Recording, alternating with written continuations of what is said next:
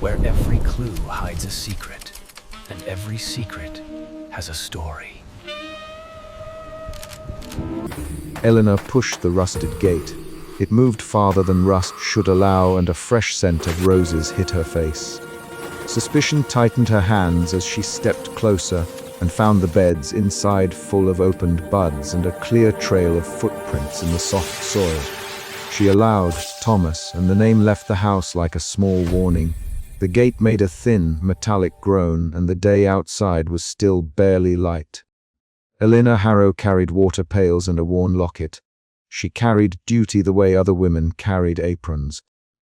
She had been up since 3 to tend the scullery, and at pre-dawn she found herself at the walled garden gate because no one else had come.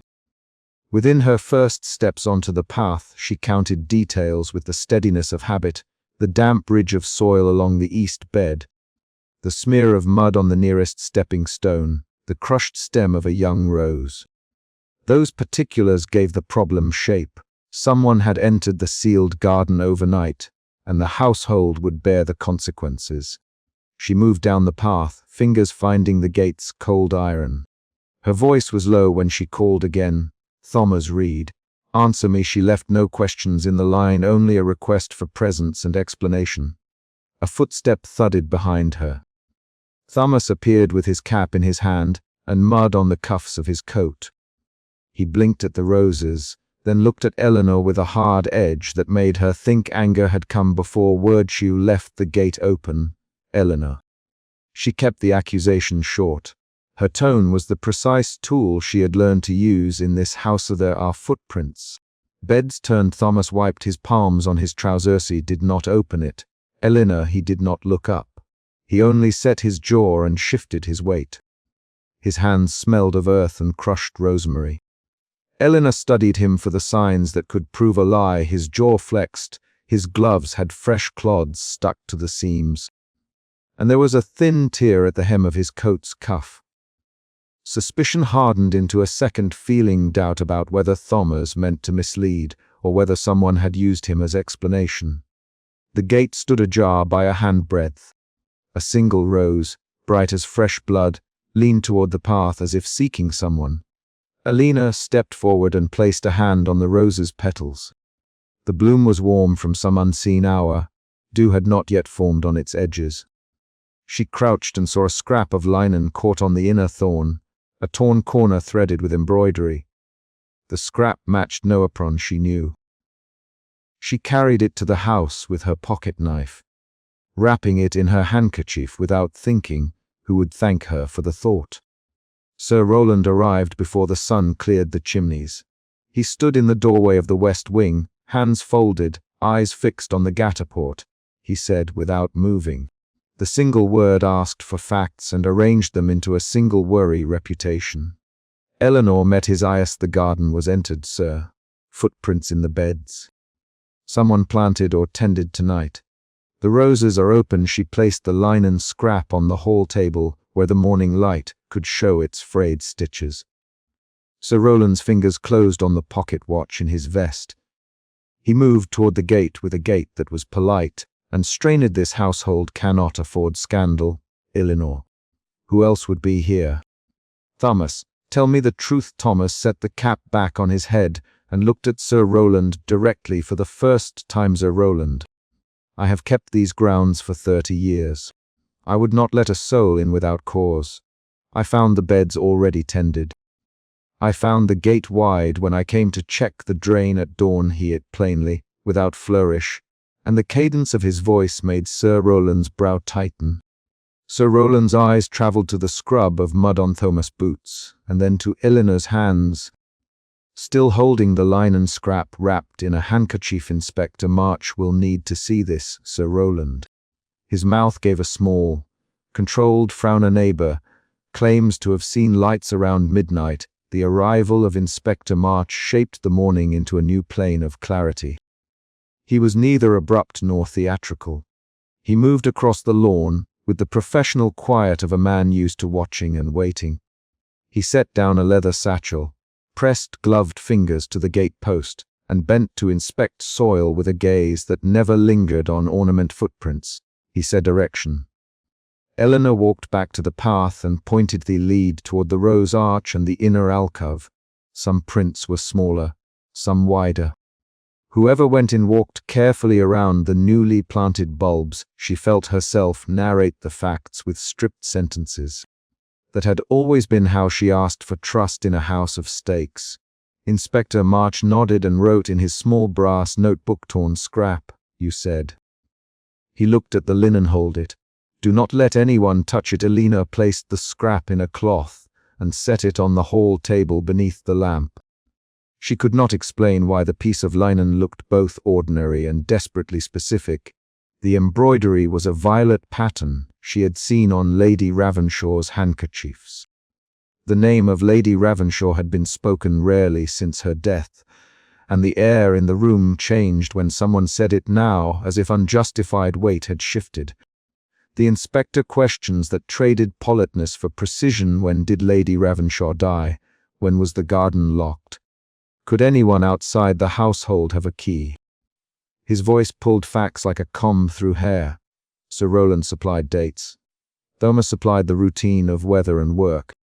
Eleanor supplied the small particulars a housekeeper keeps. Each answer narrowed suspicion in one line and widened it in another. At noon, Elena went to Lady Ravenshaw's sitting room to fetch a clean cloth and instead found a hidden page folded into the seam of a cushion.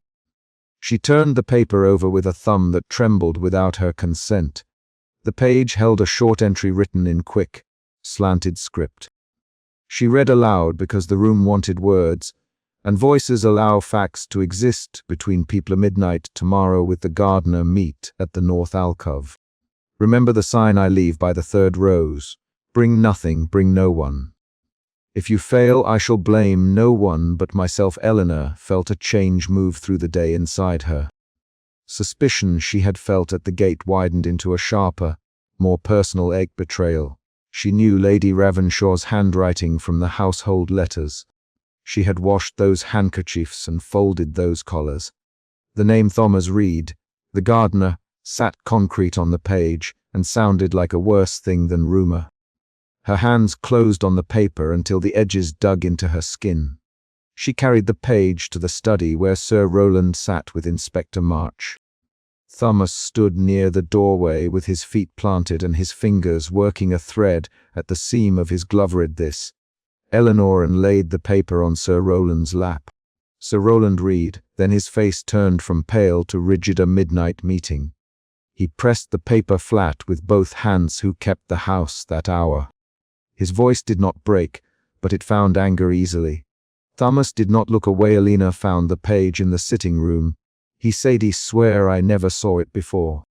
I kept my distance, did my rounds." Inspector March tapped his pen. Either someone used those words to draw a meeting, or that meeting actually happened. He closed the notebook with a soft snap. "He must ask Thomas directly." The confrontation that followed in the study moved like a series of hammer taps. Sir Rowland for truth, Inspector March for details, Eleanor for names. "Thomas, did you meet Lady Ravenshaw at midnight?" Sir Rowland demanded. Thomas' jaw tightened. "No," he said, "he did not meet her. I tend the grounds at dawn and dusk. I feed the feral cats, I prune the roses, I bury what must be buried when storms come.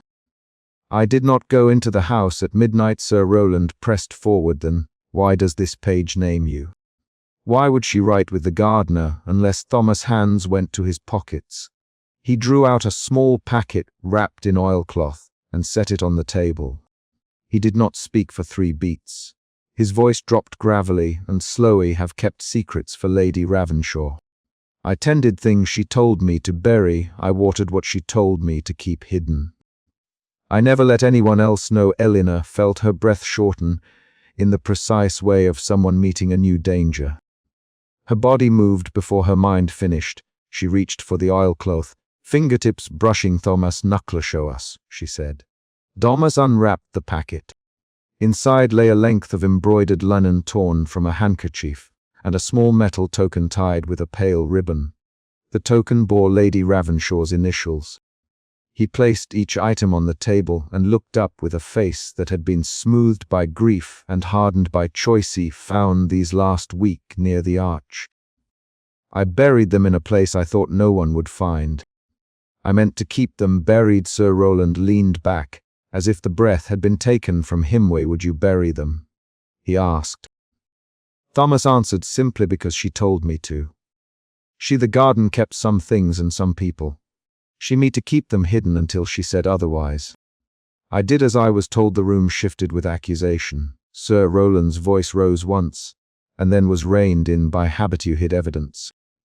You buried something belonging to my wife. You held silence. Thomas' eyes dropped. He thought I protected her. I thought I kept her privacy. I did not know whether she wanted scandal or shame avoided. I thought if I buried the token it would remain only a thing a gardener knew. Inspector March set his hat on the table. Then, you have put us where rumor can make its own case. We need to see the place you dug. If there is more there. He did not finish, but his hand opened as if to gather the phrase. We will find it. His next step was a command, measured and inevitable. They moved as a group into the garden. Thomas led with a speed that was more energy than haste. Eleanor watched his shoulders, the way he kept his hands open at his sides, the way his boots sank into the soil, as if the earth still welcomed him. They came to the old rose arch, where the air smelled of iron and petals. Thomas knelt and touched the ground as if reading the soil like a page. He dug with a small spade, the metal biting into wet earth. Eleanor watched the motion and felt her own throat close, with a new fear that what they sought would be worse than absence. The spade struck cloth after a few strokes, and Thomas drew up a folded square of embroidery. They saw the edge of a handkerchief, and then, beneath it, something else, a smear of something dark on the inner corner of the fabric. Eleanor's stomach pushed against her. Control it? She asked. Inspector March leaned in, his breath steady. You must not assume. Lift it, with care. He sounded less like a man ordering and more like someone asking for an exact procedure. Thomas lifted the cloth and revealed an embroidered handkerchief matching Lady Ravenshaw's pattern. Its corner tinged with a rust-brown stain that looked like soil mixed with something else. Sir Roland's face went colorless. He reached out and touched the fabric, then drew his hand back, as if an authority had been removed from his fingers. This is hers, he said. Where is she? The question hung with a new weight. Thomas' hands went to his cap. He spoke, and the sound of his voice broke into the garden airy. Buried what she asked me to bury, but I never found a body. There was no body to bury. I was told to hide her things and keep the garden closed. I did as she requested. Eleanor felt anger spread through her, first as a tightened jaw, then as a sudden quickness of speech. You kept secrets to protect a dead woman or a living scandal. She said you chose silence when we all had a right to know. Thomas flinched. Chose what I thought she wanted. Forgive me if I was wrong. Inspector March stepped between them. Cannot forgive until we know. Sir Roland, you will have to answer questions once the inquiry begins. Read, you will stay. Eleanor, continue to watch the house. Lock doors. No one leaves without notice. His orders were precise and immediate. Each command made the household smaller and more defined. They examined the alcove more closely and found one more thing, a single torn page folded into the seam of a garden glove. Words on it browned at the edges as if hidden from light. Eleanor opened it and read a line that stung with consequence. If anyone reads this and judges me, know what I chose was to protect another name. Silence came like a closing door. Sir Roland stepped backward and looked at Eleanor as if to ask whether she had always known this would be the result. Eleanor wrapped the torn page in her hand and felt the locket at her throat press against her fingertip. Her hands trembled with a change that was less physical than inevitable. Emotion shifted within her. Suspicion became anger. Anger folded into a heavy responsibility. Inspector March set his pen down. We have enough for a formal inquiry, but not for certainty. We must document everything. They walked back to the house with footsteps timed by new fears. Sir Roland ordered the gate to be closed and the fence watched. He spoke as if his words could mend exposure with command. Seal it by dusk. No one goes in alone. I will have the archive catalogue. Inspector, you may take statements now. Eleanor lingered at the threshold. She slid the torn diary page into her locket before anyone could notice. The movement was small and private, thumb to clasp, the soft click that made a secret inside a metal shell. She did not announce what she had done. She only felt the page warm against her skin and thought suddenly of Lady Ravenshaw's hands folding linens, of the small embroidered initials she had learned to identify by touch. Inspector March recorded formal notes at the table while Thomas sat with hands folded and Sir Rowland watched the windows. Eleanor sat in the corner with a cloth in her lap and the locket heavy with a scrap that carried both accusation and instruction. The household made its wary resolutions, watches set at each door, a list of visitors printed and pinned, servants instructed not to speak of what they did not know. Outside, the garden gate creaked once as a gust moved it an inch. Sir Rowland stood to draw the bolt, and give the order that would close the morning's breach. Seal it, he said, and a servant set a heavy bar across the gate with a clank that sounded decisive. Eleanor breathed and felt the day's pressure settle into shape. She had action to take: keep the household steady, watch Thomas, keep the lockets secret, and wait for the inquiry that would pry at the house's choices. She also had a new problem to carry: the torn phrase in the diary that claimed Lady Ravenshaw had acted to protect another. That line tilted everything toward questions about alliances and omissions. The inspector rose and closed his notebook. He offered no comfort. Only a steady plan. He will ask neighbors. I will have a warrant to inspect the house more fully if the magistrate allows. For now, maintain control.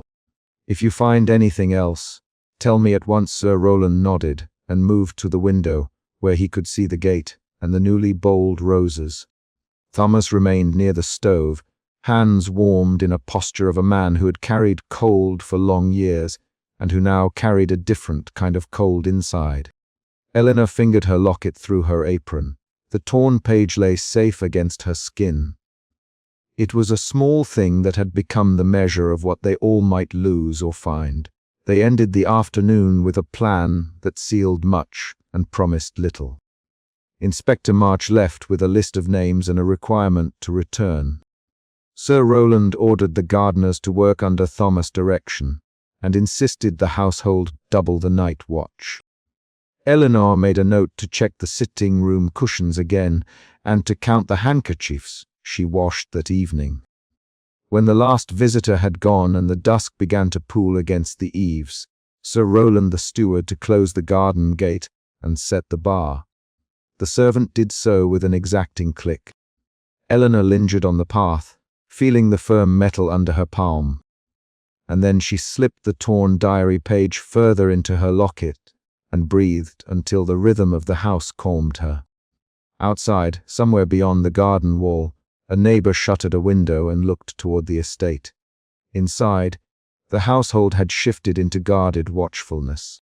Eleanor folded her hands in her apron and let the evening register on her skin as a series of small, concrete tasks: relight the lamp, set the supper, count the keys.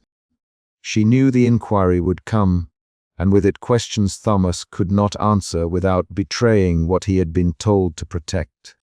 She tightened the clasp of her locket and felt the small paper inside press like a promise and a danger at once.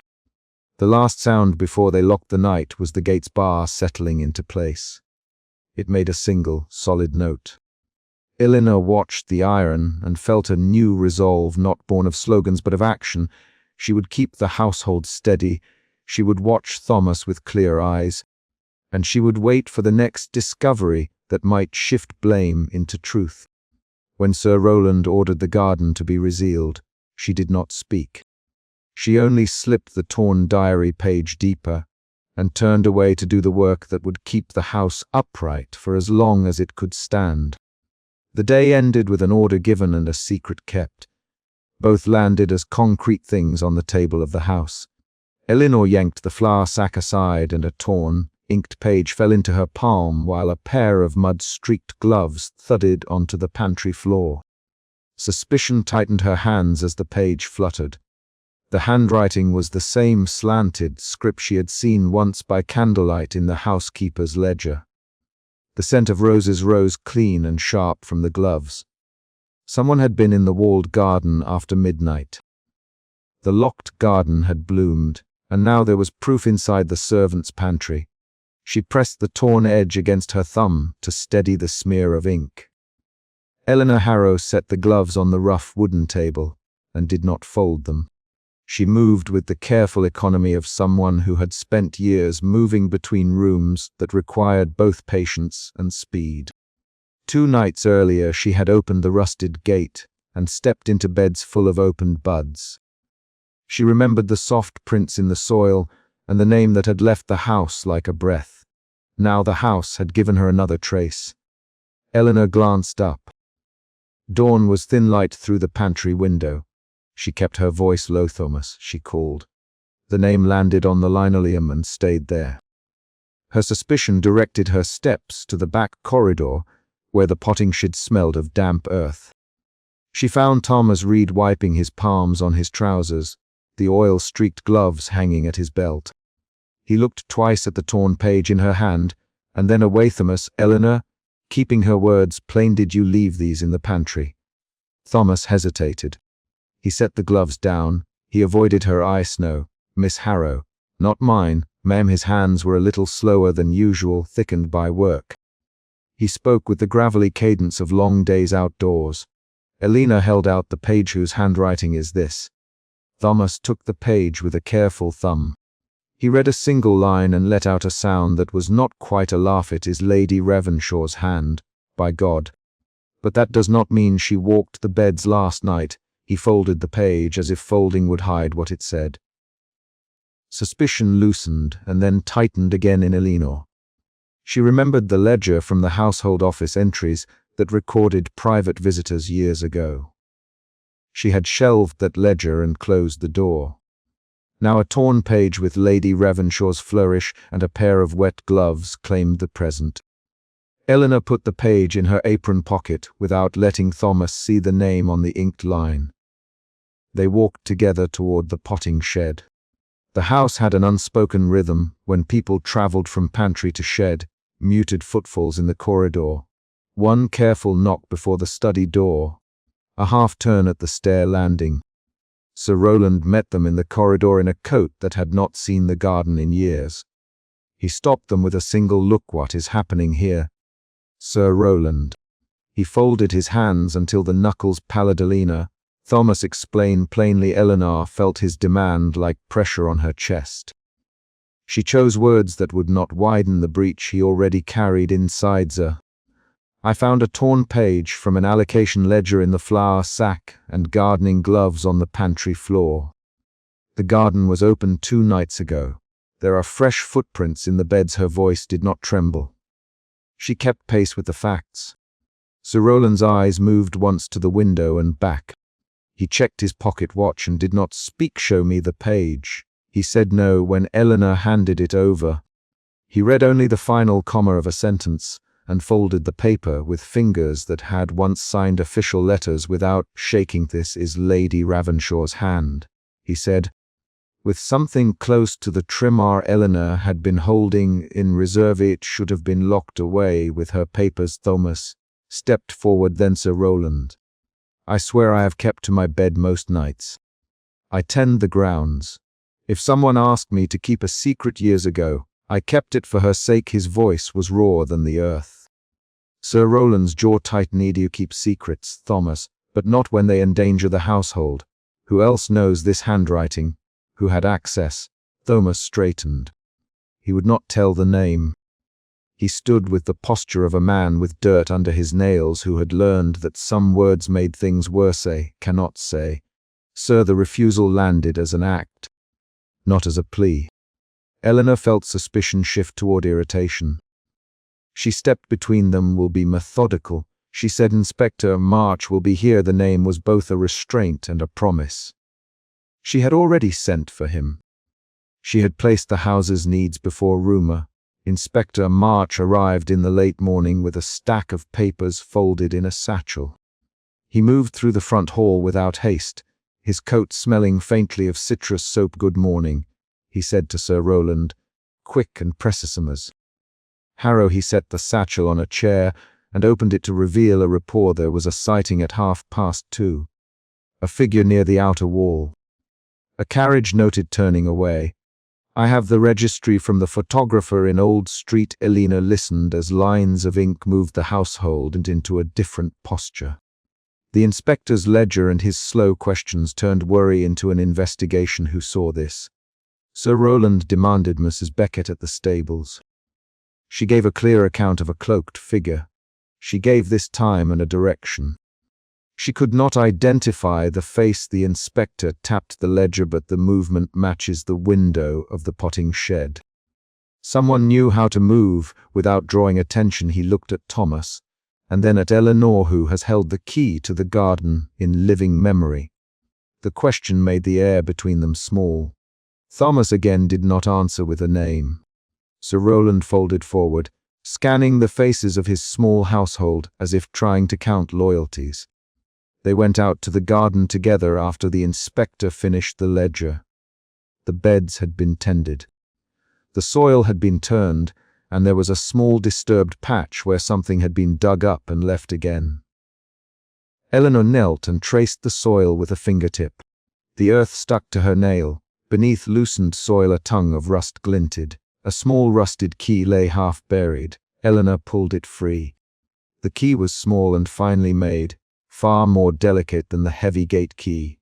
A rose had been pressed against its ring until the stem had left a curl. Attached to the pressed bloom was a fragment of embroidered monogramming, a single initial that did not match the family crest. Inspector March cut across the rose. "Who would bring that without being noticed?" he asked. He did not use many words. His questions were like shutters snapping. Thomas picked up the key carefully.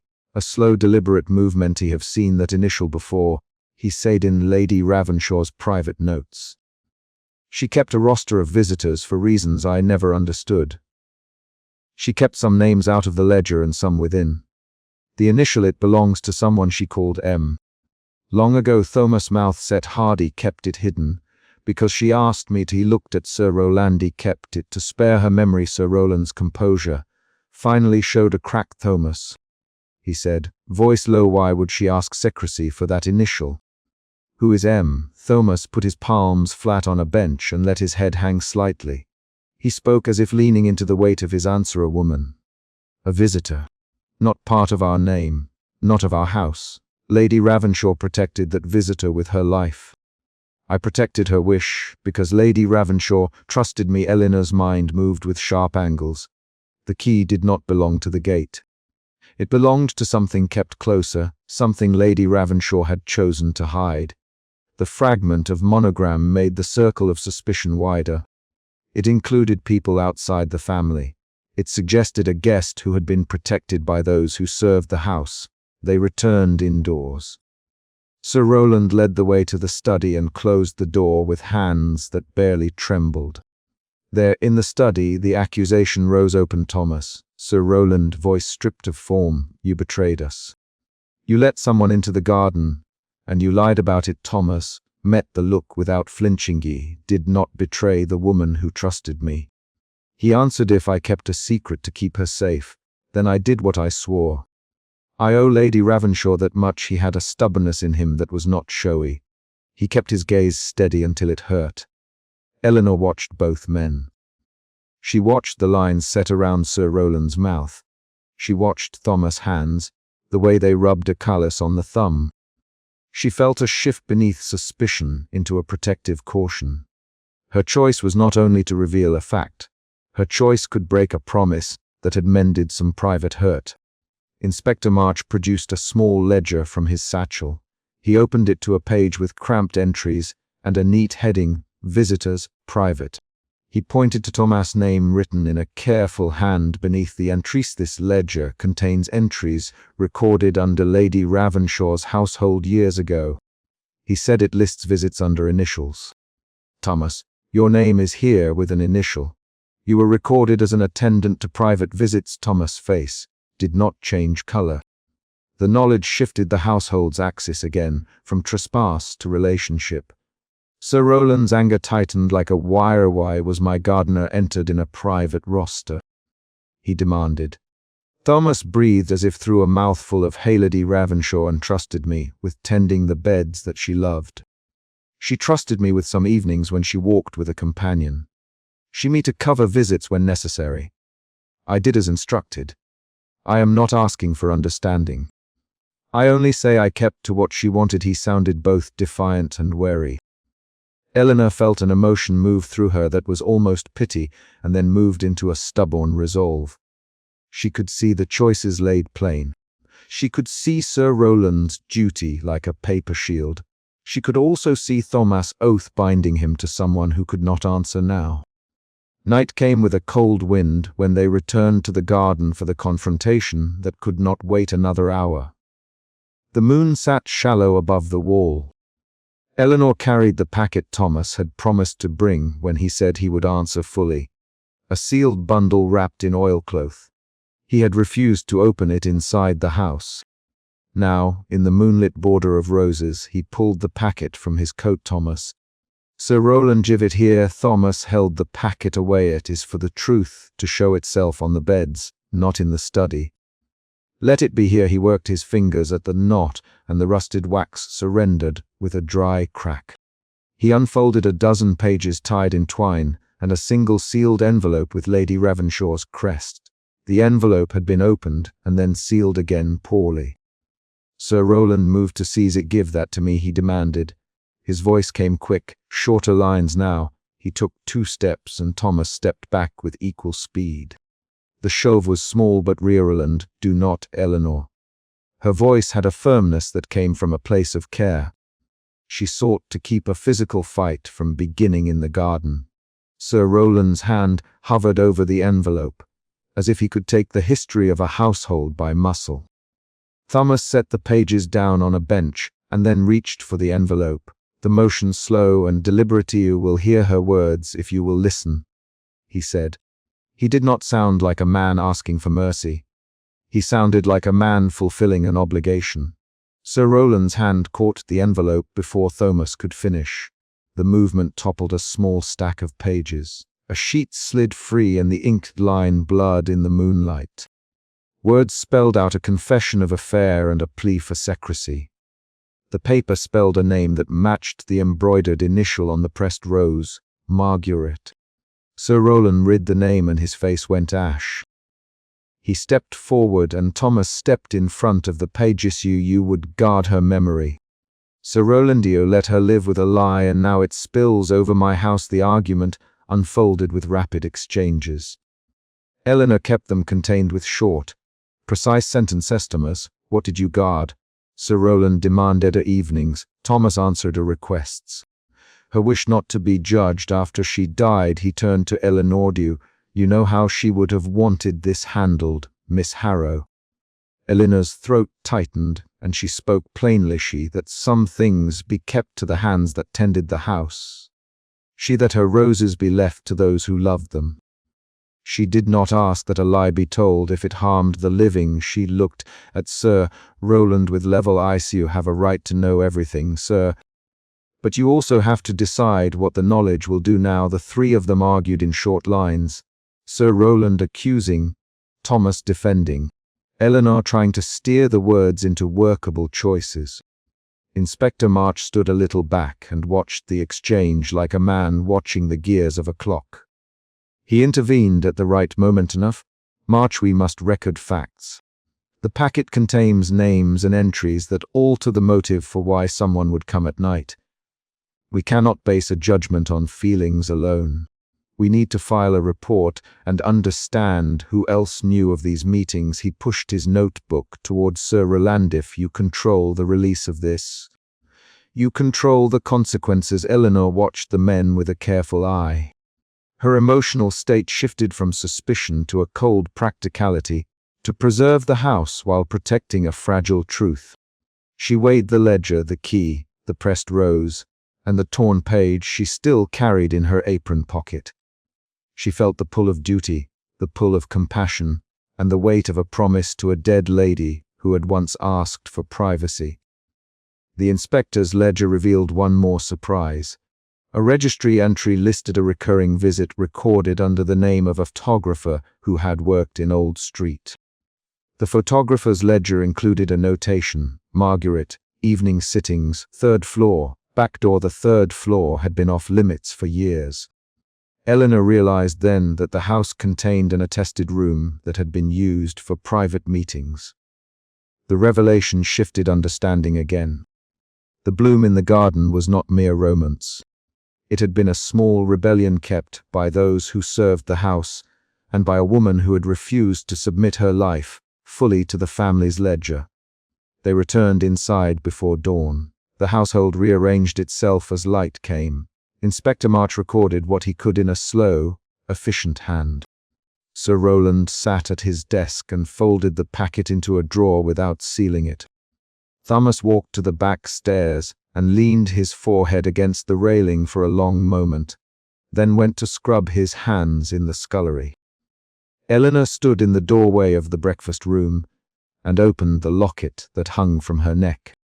Inside, beneath a thin piece of folded linen, she placed the torn page from the pantry.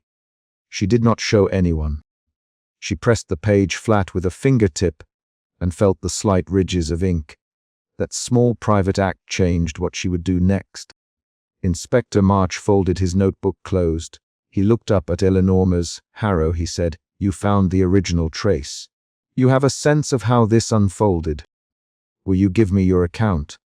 Eleanor met his eyes and told him the facts she had watched and the choices she had held. She did not volunteer the private detail of Thomas' oath beyond what she had seen.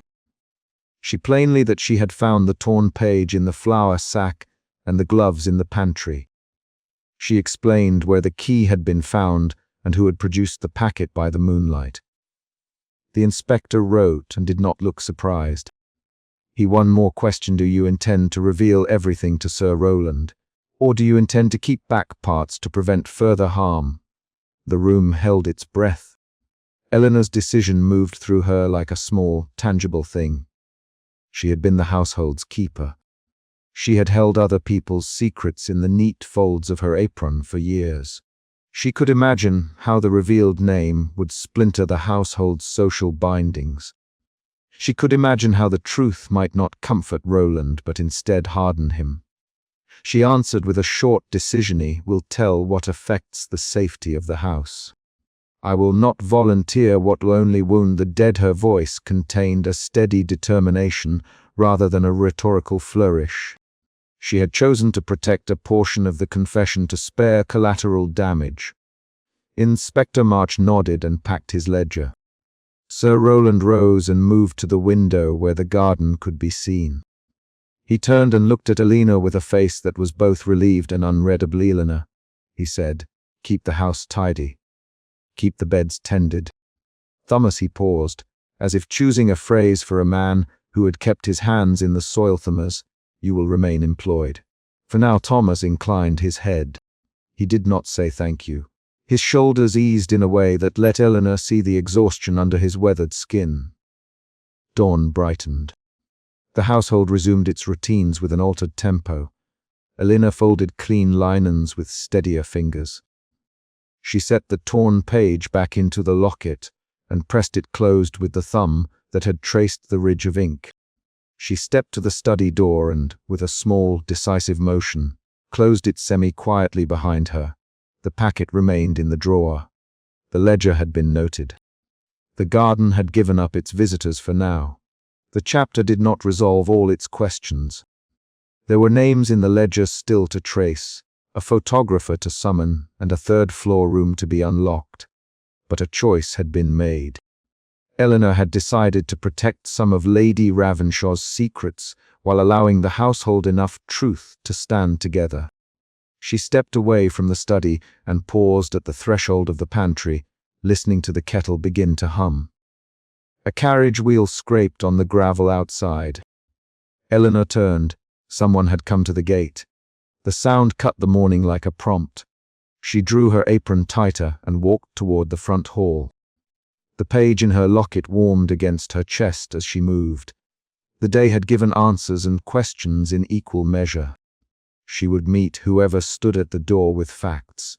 She would keep the rose that belonged to Lady Ravenshaw safe for now.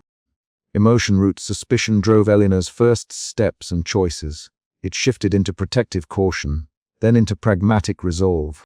Emotion shifts occurred as suspicion, irritation, cautious compassion, resolve. Each change showed in her hands and her brief lines of speech. She dealt with facts, not fantasies. She moved by action, by choosing when to reveal and when to shelter. The hidden page had opened a thread. By dawn she had decided which knots to untee and which to leave tied. Inspector Mark's hand closed on Thomas Reed's shoulder and he said, "Stop digging," before Eleanor could step down the terrace. Suspicion tightened Eleanor's chest. She moved from the rail with the caution of someone who had learned to listen before stepping forward. She saw Thomas kneel in the rose beds, palms smeared with damp earth, and heard Inspector March ask the question that would not be answered easily.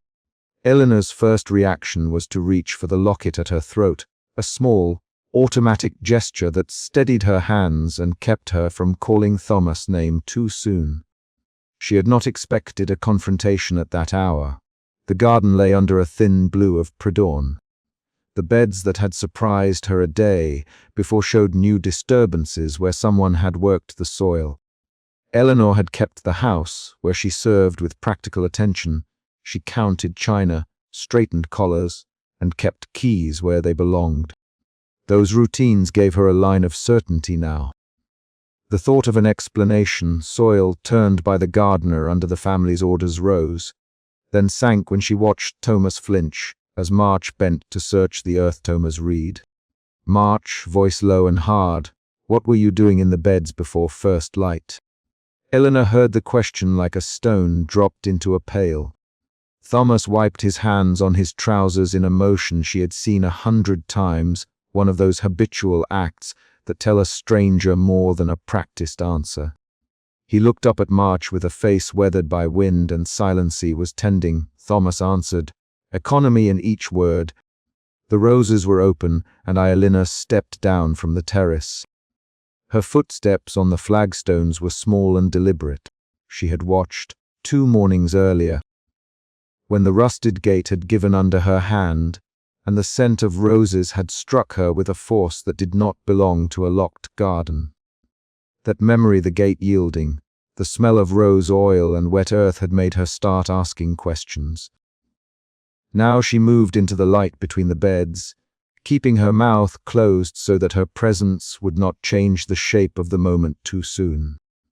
Inspector March straightened as Eleanor reached the garden path. He folded his arms without taking his eyes off Thomasina Harrow. He said, "Using her name the way an officer might place a fact on a table, you should not be out here at this hour." The remark held no malice, only procedure. Eleanor felt the second emotion shift, doubt spreading over her careful composure. She did not want to be accused of trespass in her own workplace, nor to be the cause of fresh suspicion on Thomas, who had tended these grounds for 3 decades. Thomas answered before she could. "She has reason to be here, Inspector." She saw the gate yesterday. He braced his hands on his knees and looked at Eleanor with an almost pleading bluntness. Eleanor noticed the pleading and felt her compassion push through the doubt. "Thomas," she said, and the single name drew out how much she wanted steadiness in the household. Her voice was steady and precise. She had learned to keep it so when Sir Roland visited the kitchen. He saw the gate. "I came because the beds were turned and there were prints." She did not say the prints led away toward the toolshed.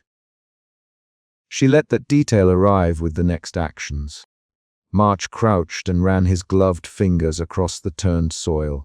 He probed the edge of a shallow hole and extracted a scrap of paper half masked with dirt. The paper was ragged at the edge. A dark clasp flashed nearby where light caught metal. Eleanor's fingers tightened on the locket until the leather cord pressed into her palm. She felt suspicion harden into alarm. The scrap had ink on it, a line or two, not yet legible from a distance, and the clasp looked older than the gardener's time. This was hidden. March. and his voice carried the inspection of a man trained to separate deliberate acts from accident. Someone buried something here. Recently he raised his face to Thomas and then to Eleanor. Eleanor could see that the inspector was testing them both. He wanted reactions, and he wanted to see whether confession or denial would arrive first.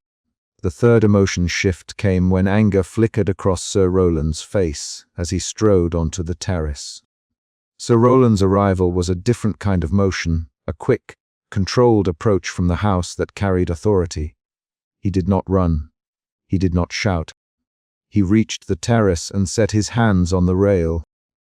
Looking down at the men in the garden with a cool that did not touch the heat under his collar, Inspector March, he said with a clipped formality, "This is private property.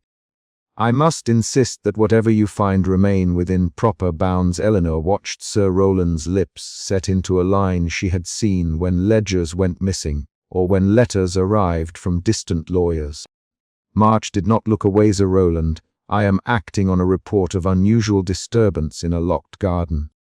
There is an item here that may be evidence." He lifted the scrap so that the three of them could see the edge of inked script.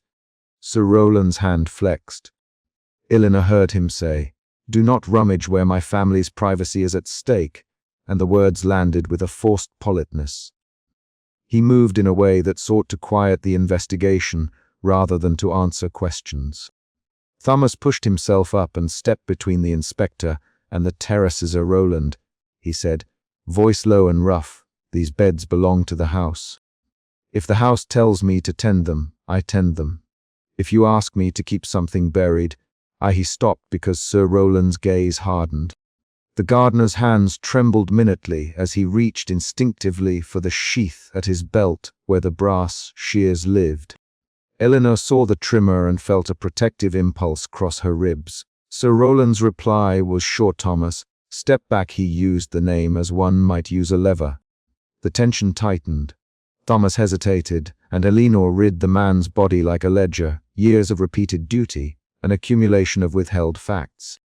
He turned his head away and wiped his palms on his trousers again. Eleanor stepped closer to the toolshed, watching the profile of the toolshed's door, where a lock had hung for years. The inspector asked the question that would change the morning. "Who else knows of this ledger or this clasp?" He looked to each of them in turn. Thomas' mouth, Sir Rowland's jaw, Eleanor's folded hands. Eleanor swallowed. She could not answer for what Thomas had kept, or for whatever had been placed in the earth near the roses. She only knew what she had seen, the gate that should have been locked and the path of prints that led away from the beds toward the shed.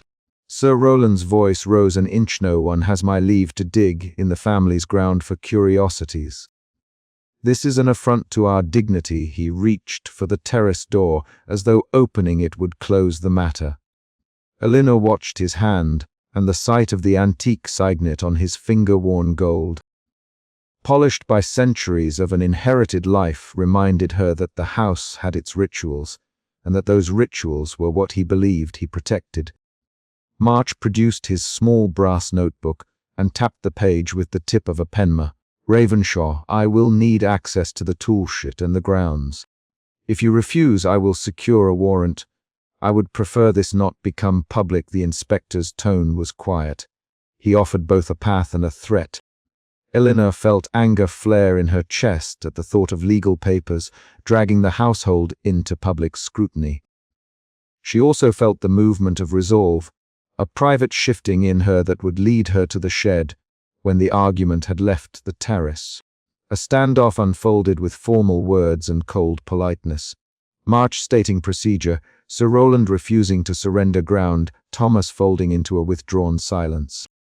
Eleanor watched the argument as if from a short distance, because she was the housekeeper and because her duty kept her attentive to both voices and to the small gestures that betrayed truth. The argument contained several sharp exchanges, 3 to 5 quick lines that rose and fell like a measured argument. "Should Inspector March, Sir Rowland. This estate's privacy." Sir Rowland. March cut in. "This may be evidence of a crime." "A crime." Sir Rowland's laugh was small, brittle. "Against what? Our roses?" Against whoever buried a document here, Marchui will examine the toolsht. When the argument settled into uneasy silence, Eleanor did not wait for permission. She moved toward the shed with a quiet that had nothing to do with secrecy and everything to do with timing. The toolshed's door stuck where it had always stuck. She set her shoulder and gave it a measured shove. The wood rasped against its frame. She smelled oil and old rope and the faint citrus of the soap used on Thomas' hands. She felt the fourth emotion shift from anger to a focused, practical determination to find out what the scrap and clasp had hidden. Inside, the shed was cramped and full of things that had once been used and then set aside: coils of twine, a spade with a worn handle, a burlap flour sack. Eleanor moved sacks and boxes, setting them aside with careful hands that had tended most of the house's cleaning for years. Her motion was methodical. She cleared a small patch of floor near the back wall, where damp seemed to have darkened the boards. She did not want to be seen as sneaking. She wanted to find whatever was there by the work of her hands. A noise at the shed door made her stiffen. She did not announce herself. Sir Rowland's silhouette passed the single window in a shape she recognized, and she heard his footsteps pause. He did not open the door. Eleanor kept moving, sliding a sack aside and drawing breath as she reached beneath an old crate. Her fingers closed on leather. The ledger was heavier than she imagined. It had a worn leather cover and a ribbon of thread fraying at the spine. She set it on her knees and felt the weight of paper as a specific thing, not an abstraction. When she opened it, the first entry she read was a dated line in a cramped, slanted hand, an entry written in a hand she recognized from the torn page she had found in the pantry 2 chapters earlier. The words named a month, a date, and then a single reference to roses tended at night. Eleanor looked up sharply when she heard Thomas' voice outside the shed. "You shouldn't be alone in there, Thomas." And he did not knock but stepped close to the window. He spoke the words in a voice rough like gravel and with a hesitancy that showed he expected reproach. Eleanor kept her eyes on the ledger. The entry linked a name to the tending of the bed, an unexpected name that made the air in her mouth taste metallic. She read aloud, not to fill silence but to set fact into motion. June the 12th, she ordered the roses to be tended after dusk. Signed up. Thomas flinched as if struck her. He repeated. He covered his mouth with his sleeve and then removed his hand as if trying to hold in a memory. Eleanor saw the gardener's cheeks move as he forced air through his teeth. Sir Rowland's initial, Thomas. Not a demand but a confession. He came with instructions. Once Eleanor closed the book and felt the room shift. The ledger's paper had tangible traces: dirt at the corners, a faint scent of rose oil pressed into the margin, and a smudge of ink that ran like a small bruise. She understood then that the gardener and the hare had intersected around the garden in ways the household had not accounted for. Her suspicion moved into a clearer thought. Someone had used the beds for more than flowers. Someone had hidden writing there to keep names from the house ledger and from public reading. She returned to the terrace with the ledger clutched under her coat. The sunlight had increased. The morning was moving from pre-dawn to a thin day. Voices rose when she crossed the garden path. Sir Rowland's posture had a tightness in it that now made sense. The inspector saw the book as she stepped out and came to her like a man called to a prize-arena. He said, not asking but reaching. And she held the ledger out for him to read. He read the same entry and then another. His pen tapped the notebook's edge as he tried to reconcile dates, and Namus, this matches the scrap found in the beds. He said it links your note in the pantry and the buried fragment. He looked at Sir Rowland then, and something in his face made Sir Rowland's jaw set further. Sir Rowland. March quietly. Did you authorize night tending or the concealment of correspondence in the garden? Sir Rowland's face dropped into an expression that was neither plea nor full defiance. It was closer to shame that kept its dignity. There were private matters, orders given for discretion. I denied nothing to those I trusted. That does not excuse burying papers on my land. Inspector, the words had the taste of admission, while keeping the worst unsaid. Eleanor saw Thomas sag a fraction and heard his breath exhale like a quiet surrender. The confrontation that followed was the chapter's peak. Voices overlapped in a rapid exchange. Sir Rowland, did you instruct anyone to hide documents? Thomas, did you bury this? Eleanor, where did you find the ledger? Inspector, I will not have my household searched without cause. There were 3 to 6 short lines of back and forth that pulled facts into the open. Thomas admitted, haltingly, that he had helped conceal letters once, asked by a man whose voice he would not say aloud. Sir Rowland's face turned a color Eleanor had not seen on him. He reached for the ledger as if to take back his name from the page. Eleanor stepped between them. She let it be read. Her voice did not waver. She placed the ledger on the terrace rail so everyone could see. The inspector read an entry that named a compliment, and then a secret appointment between a woman referenced only as M and a gentleman whose surname matched Sir Rowland's household. The sentence in the ledger made a new link. It placed Sir Rowland at a specific action at a specific time connected to a woman's visits and payments recorded in a hand that matched the pantry scrap. Thomas crumpled as if the world had given way under his feet.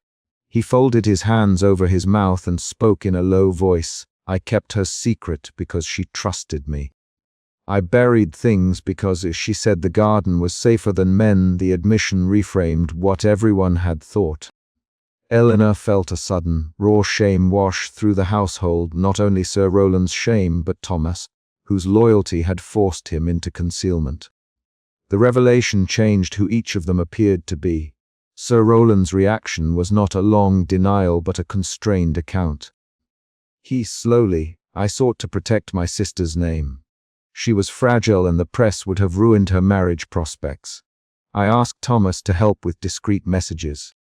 I never imagined it would be used this way. His voice had a brittle honesty. Eleanor watched him measure each syllable as if weighing coins. Inspector March listened and wrote down a few words. The household's power balance shifted in the space of a few lines. When March secured the ledger in his satchel, he did so with a professional calm. "We will take this as evidence," he said. "There will be questions at the station. There may be inquiries that require statements. For now, close the garden and do not disturb the beds." His instruction was precise and left little room for negotiation. Eleanor felt the last shift, an uneasy calm settling into the household after the storm. She returned the locket to her chest with a small, private motion and watched Sir Rowland retreat to his study with his hands empty for once. The morning rearranged itself into practicalities. Servants came silently to the terrace to be asked for their names and recollections. Thomas stood aside and answered without flourish. Eleanor answered the inspector's questions when she had first noticed the gate giving, where she had found the torn page in the pantry, and how the soil had shown prints that did not match the gardener's usual path. Each answer was a small action that bound her to the unfolding inquiry. Before he left, March looked at Eleanor and said, "You did well to bring me the ledger." He did not praise in a way that would embarrass her. He stated a fact. Eleanor felt a careful gratitude and a lingering mistrust of what the ledger might reveal next. She recognized that their household had crossed from private embarrassment into legal complication. The garden, once a private refuge of roses, was now a place where names could be found and where loyalty could be publicly questioned. As Inspector March gathered his papers and prepared to depart, Sir Rowland lingered at the terrace edge. He, quietly to Elena, "You kept the house steady." "I thank you." The sentence was small and practical. It held both gratitude and distance. Elena inclined her head and did not accept pity. She had done what she had to. She had found the ledger, read it, and set it into the hands of authority. Her action had changed the household's course. When the inspector finally left with the ledger, the house settled into a hush. Voices receded into rooms and the toolshed's door closed more firmly than before. Eleanor stood at the terrace and looked at the path that led to the rose beds. She saw fresh prints and the patch where the paper had been found. The day had moved from pre-dawn to early afternoon, and the household had been rearranged by Fax, now in an officer's satchel. Eleanor took a moment to tie the locket tight. She thought of the torn page that had fallen into her hand in the pantry 2 chapters earlier and realized how those small discoveries had been steps toward this confrontation. The ledger had altered the view of who kept secrets and why. She would tend the household now with a new awareness that loyalty could force honorable choices into shame, and that preservation sometimes meant concealment. She did not resolve the household's future in words. She prepared instead to answer whatever questions would come in the days ahead. At the terrace rail, Thomas spoke to Sir Rowland in a voice that had the roughness of someone who had endured many winters. "You should tell them everything, or it will rot worse in the dark," he said. Sir Rowland looked at him and then at Eleanor. He sighed as if something heavy had been moved from one shoulder to another. Eleanor watched them and understood that the ledger had changed not only the facts, but the relationships in the house. The last concrete action of the morning was Inspector March closing his carriage door and nodding to Eleanor, "Keep the ledger's contents in mind and be ready to provide statements," he said. Eleanor watched the carriage roll down the drive. She stood for a moment on the terrace, feeling the locket's weight and the ledger's absence. The garden behind her no longer felt simply tended. It felt like the place where hidden things had been laid, and where they would now be unearthed in daylight. She turned back toward the house with slow, practical steps, and the household followed after, some to meet questions, others simply to continue their tasks under a newly watchful sky. Eleanor stepped into the moonlit rose path and found Sir Rowland and Thomas bent over the opened diary. The leather cover lay splayed between them. Pages fanned in a breathy wind. Suspicion tightened Eleanor's hands. She had nudged the gate earlier that night and remembered how it had moved farther than rust should allow. Sir Rowland straightened at her approach and Thomas did not look up. Eleanor's voice held a steadier pitch than she felt. "What is that?" she asked. Sir Rowland folded his hands, forcing a composure that had always seemed to him a duty, a ledger of sorts. He said it belonged to her. His eyes flicked to the roses, then back to the diary. Eleanor stepped closer and saw the pages were stained at the edges, as if someone had pressed wet fingers against them decades ago. The handwriting on the open page was cramped. It mentioned a night and a promise. The problem lay plain. The diary recorded an intention, not resignation, in the hour that preceded Lady Ravenshaw's death. Within 3 sentences of entering the path, Eleanor understood the stakes.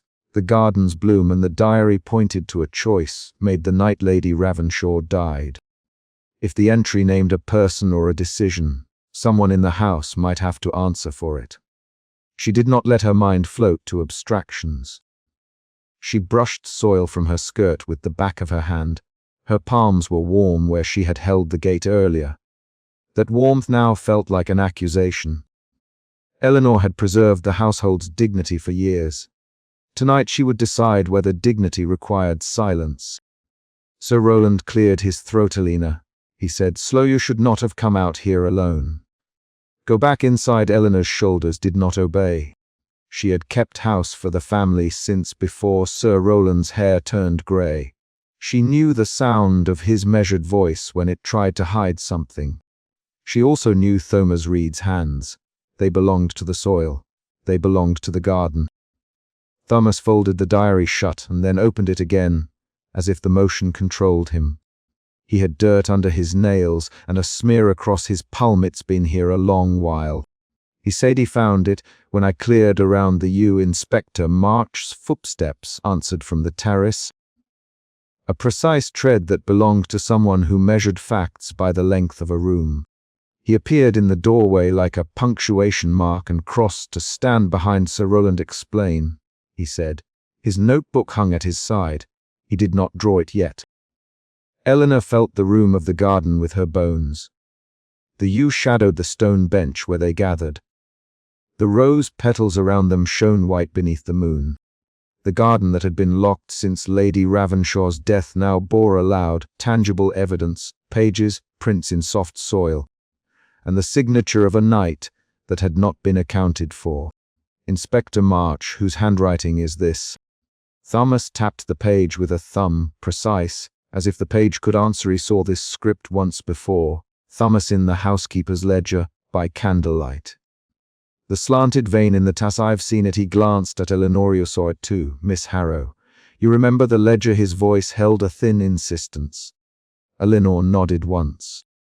Her fingers habitually smoothed a loose thread at her cuff. He saw that page when I checked the pantry months ago.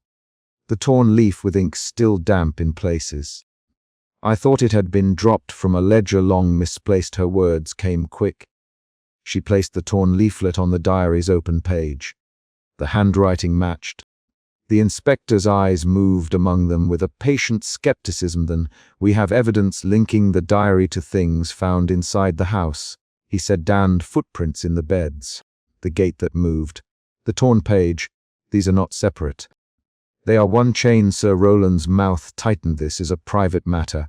He said it concerns family sorrow, not fodder for gossip. He used the household word to close the subject, but his hands betrayed him.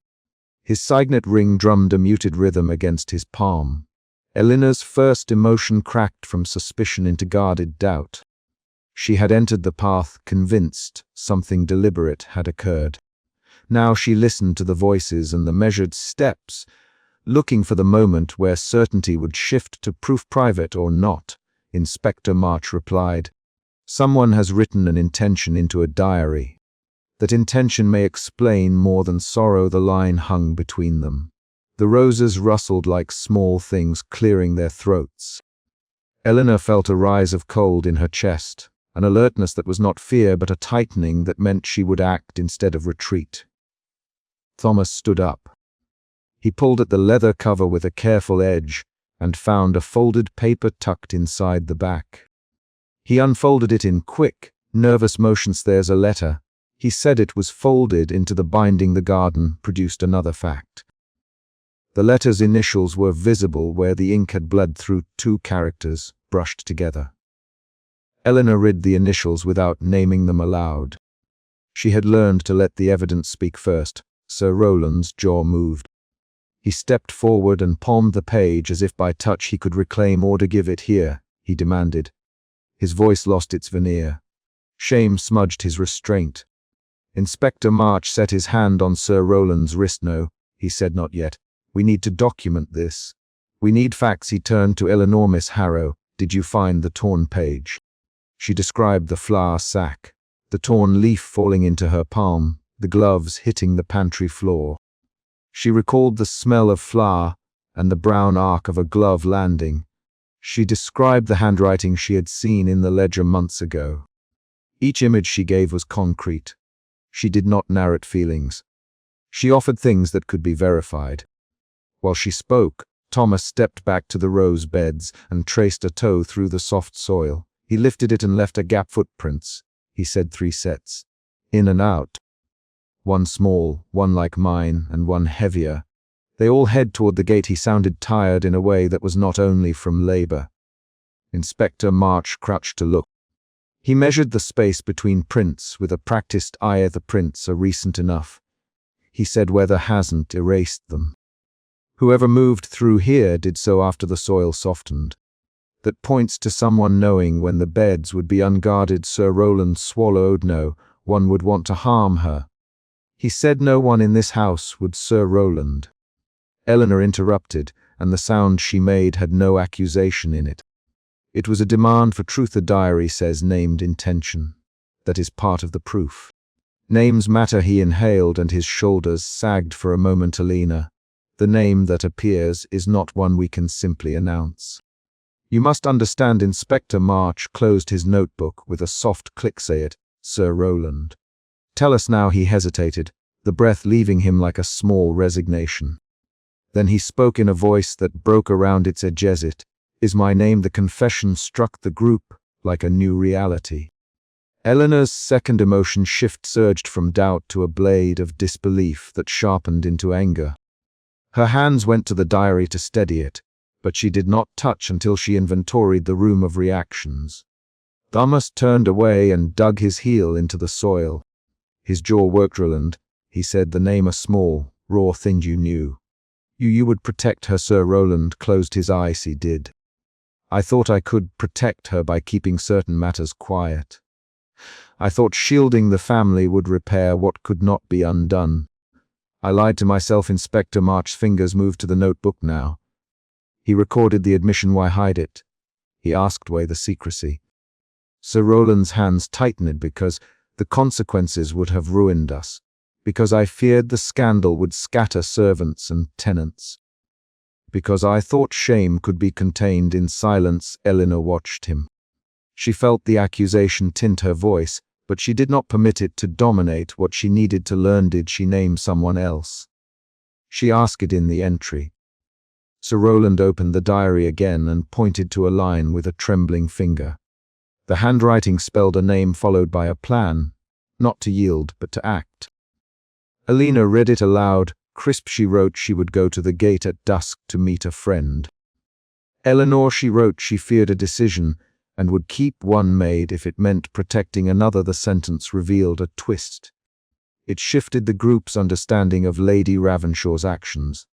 The entry suggested she had expected a meeting, possibly to confess or to end something. It implied motive but did not name culprit beyond the involvement of a third party. Inspector March looked up a friend, a meeting at the gate, who came to the garden. Thomas' jaw was a line. He swallowed. He saw a carriage that night. He said he thought it was Mr. Vale. But there were footprints I did not recognize. Small prints, like a woman's.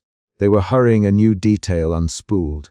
Eleanor's mind stuttered through possibilities and then focused. She recalled the torn leaf in the pantry. She recalled the ledger. She had found the page months ago and thought it an old ledger misplacement. Now, with the diary and the folded letter, the torn page fit into a pattern. The torn page mentioned a name. Eleanor read it then. I did not give it weight because I believed it to be gossip. The name was crossed. Inspector March, she had crossed the name out and written another underneath. Eleanor, the ledger showed a conversation. Someone erased a connection. Someone tried to hide who Lady Ravenshaw trusted. Sir Roland's face creased. Because that trust would have destroyed us, he said. His voice scraped. Because I thought Thomas cut him off. You thought you could control what happened. You thought keeping it quiet would keep her safe. You were wrong, Roland, they argued in short lines, 3 to 5 quick exchanges that snapped between them like brittle twine. Eleanor let their words land and recorded facts. Then Thomas did something no one expected.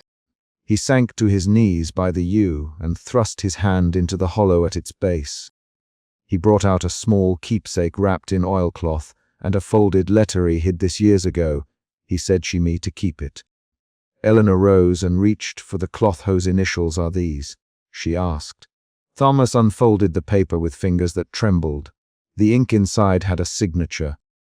The initials matched those on the folded letter found earlier. Eleanor read the signature and felt something inside recalibrate.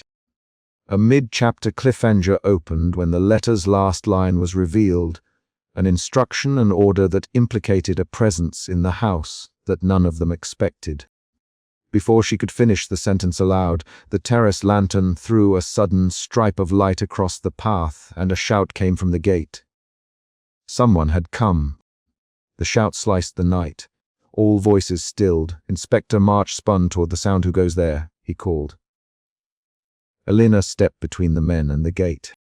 Her hands were steady now. Her voice matched. Hold back. Let me see. She moved toward the gate with Thomas beside her. The rusted bars showed a dark silhouette beyond. A figure pushed through the latch and stumbled in. Rain began to spit from masked clouds, and the scent of wet earth rose where the newcomer stepped. A woman stood on the threshold, her skirts plastered with mud, eyes wide, hands curled around a small parcel. Miss Harrow. The woman panted. They sent me. I have the thing.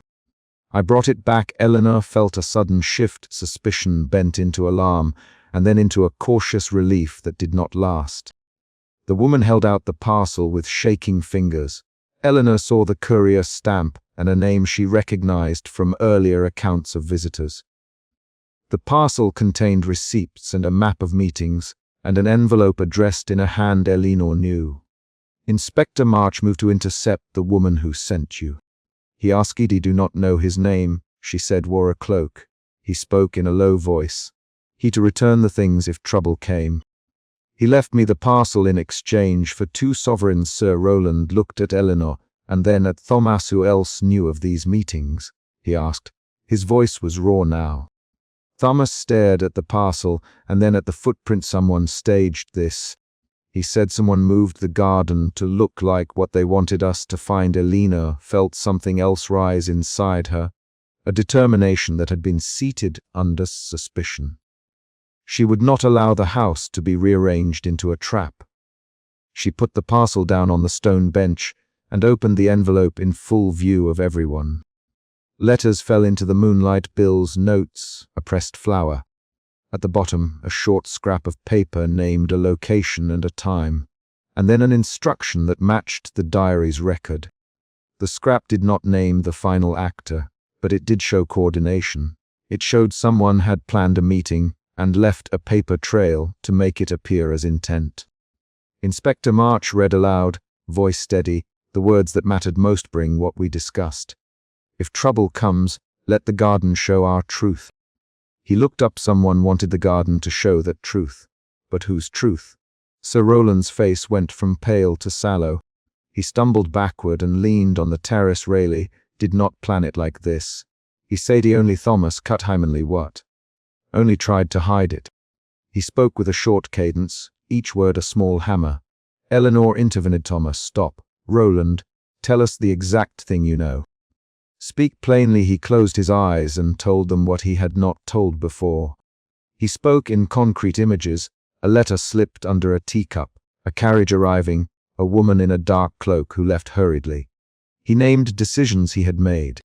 He had removed a page from a ledger to stop gossip from spreading. He had ordered the gardener not to speak. He had told certain servants to say nothing. As he spoke, Inspector March's notations grew brisker. Who you to keep silent? The inspector asked myself.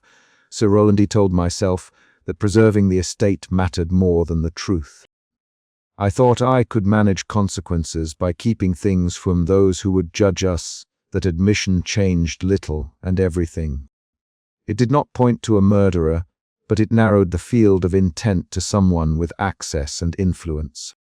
Eleanor's third emotion shift moved from anger into a measured clarity. She felt the pieces as tactile objects and moved them in her hands like cutlery. Thomas produced the pressed flower he had kept. It matched the petals in the best. She gave this to me to keep safe, Thomas. He had no ornamental words. He kept it because she asked. I kept it because she was kind. Eleanor tucked the flower into the diary between the pages with fingers that did not tremble. She had learned to make decisions by doing. Putting the flower there was an act that bound the object to the evidence. Inspector March looked at Sir Roland with a slow, precise stare. You will come with me to the magistrate. He said you will answer questions about what you told servants and what you withheld. Sir Roland sagged. He considered protest and found none honest enough. He will cooperate, he said. A storm rolled more definite over the house, and the first drops struck the leaves like small knocks. The garden needed sheltering, but the moment demanded action. The evidence needed to leave the beds and reach the magistrate's desk. Eleanor made a decision. She would entrust the diary and folded letter to Inspector March rather than let Sir Roland shred what remained of a recorded intention. She pushed the diary toward the inspector with both hands. Keep it safe, she said. Oh, not let it be hidden again. March took the diary. He wrapped it in a clean cloth from his satchel and drew his peony. Will log it at once, he said. Thomas, you will remain here as a witness. Sir Roland, you will remain also. Miss Harrow, write what you remember seeing in the pantry. Eleanor nodded and turned to walk toward the house. She had lived in the kitchen and the pantry long enough to know the small facts that built a case. She would write the torn page and the flour smell and the gloves and the sequence of events. Her duty would be to the record. At the gate, Sir Rowland paused. He looked at the rusted bars and at the pale roses that had been pinned at the fence earlier. He reached out and touched one petal with the tip of a finger. "Forgive me," he said, and the words were private. He did not ask for it to be granted. The woman on the threshold watched him, and then looked at Eleanor. "He should not have come," she said, "but they said the truth might be safer with the law." Eleanor replied, "You did right. Stay. They'll need your testimony." Her voice was small but firm. They moved through the house in a pattern that made sense. Evidence catalogue, statements given, the gardener's hands scrubbed and recorded. The magistrate would want witnesses and receipts. The house, which for decades had been kept as an ordered machine of service and silence, now made a different kind of noise. Declarations, recorded versions of what had actually happened. In the hours before dawn, Sir Rowland sat with his head in his hands on the terrace. Thomas paced and then stopped to wipe his hands on his trousers. Inspector March left only to return with an officer tasked to carry the diary. Eleanor wrote 3 statements: what she had found at the gate, what she had seen in the pantry, the torn leaf and its handwriting. She did not add a flourish. She wrote facts. At one point, Sir Rowland lifted his head and looked at Hirelina. He said, "I was wrong. I thought I was protecting the house. I did not see the cost." She looked at him without pity, only with the steadiness she used when arranging a room. "Then do not ask the house to forgive you, sir. Answer the questions plainly. That is the only repair left." He closed his mouth. He did not argue. He rose and promised to speak. The promise was thin, but it changed the course of action. When Inspector March read the diary again, he paused at a final line that Lady Ravenshaw had written in faded ink. It was not a confession. It was an instruction: name a keeper and entrust something to them. The instruction had been obeyed, but not in the way she expected. Thomas had kept the item, but he had hidden it out of loyalty, not to mislead. That twist altered the narrative one more time. If Thomas had hidden a keepsake and a letter to protect Lady Ravenshaw's privacy, and if Sir Rowland had removed ledger pages to prevent scandal, then the cause of death was tangled among choices made to shield reputation and choices made to shield a person. Inspector March's final movement before dawn was to seal the diary and the letter in an evidence bag. He handed the bag to the officer. "Take these to the magistrate," he said. "Record everything the officer left with the evidence." Thomas watched him go. Then he straightened and looked at Eleanor. "Miss Harrow," he said, "will you pin the rose?" Eleanor hesitated only a beat. She took a pale rose from a small cluster Thomas had kept and walked to the rusted gate. The metal had given on the latch once before, because she had pushed it. This time she reached through the bars and found a place where the thornless stem could rest. She pinned the pale rose to the iron with a scrap of the cloth she carried. Her fingers worked quickly. The dawn began to lighten the edges of the clouds. The rain had stopped. The petals shook with residual droplets. Thomas stood near the yew, his hands folded. Sir Rowland watched from the terrace. Inspector March prepared his notes. Eleanor stepped back from the gate and did not speak. She had decided the household's dignity should be preserved, but not at the expense of truth. The final decision of that night was not dramatic in voice or salvo. It was a small, concrete action: a rose pinned to rusted iron, evidence given to the law, and promises to answer questions. The storm that had threatened to drown out proof had instead swept clear the path for the magistrate to find the facts inside the diary and the folded letter. As the pale light of dawn spread, Eleanor felt a settling that was not comfort, but a kind of settled responsibility. She would remain in the house and continue to attend to the rooms and the people who lived there. The household's rhythms would change now that truth had been put into hands outside the estate. Thomas walked to the gate and touched the rose lightly. She loved the garden. He said she trusted it with things she could not say aloud. Sir Rowland answered, without meeting his eye, and I trusted silence. That was wrong. Inspector March closed his notebook and pocketed it. The magistrate will take statements and then decide whether charges follow. He said, that is not my call alone. Eleanor stepped forward and tucked the small cloth from which she had pinned the rose into her pocket. She had no illusions about the household's future. There would be consequences. There would be questions asked by strangers and family alike. There would be rearrangements of cards and ledgers and servants' recollections. But the concrete facts now existed in recorded forms: the diary, the torn leaf, the pressed flower, the footprints, and several testimonies. Sir Rowland made a final, quiet motion. He removed his signet ring and placed it on the terrace rail. He did not speak. The ring sat there like an object waiting for judgment. Eleanor watched him and then turned away toward the kitchen door. She had work to do. She would write a formal inventory of the household's papers and hand them to the magistrate's officers when they returned.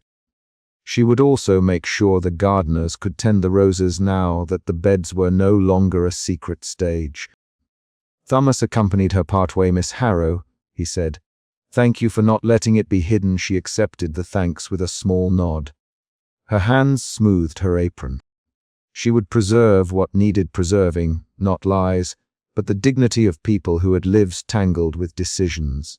At the gate, the pale rose trembled as a breeze passed. The iron was cold. The mansion behind it held rooms that would now be open to questions and to light. The garden's confession had been made. The law would carry it forward. Eleanor's role had changed from guardian of silence to keeper of evidence. She paused once more at the threshold and looked back. Thomas followed her glance and then looked to Sir Rowland, who stood very still on the terrace. Inspector March watched the lane where the officer had departed. Eleanor pinned the rose's cloth more firmly and walked back into the house. The door shut behind her with the small, certain sound of closing a chapter and handing the rest to others who would record what had happened. Outside, the first real light of morning caught the roses and the rusted gate. Eleanor's final act that night had been small and decisive. She had placed one pale rose on the gate and entrusted the written truth to the magistrate. The household would rearrange itself around that choice. The garden would continue to bloom.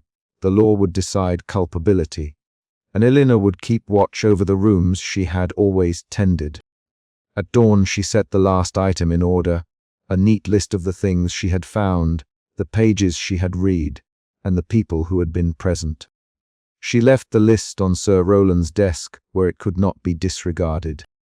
Then she stepped out to the gate one last time and smoothed the pale rose with her fingers, feeling the dew that still clung to its petals. She did not speak. She had done what she could. The rest would come in the offices of men and the formal scratch of quills.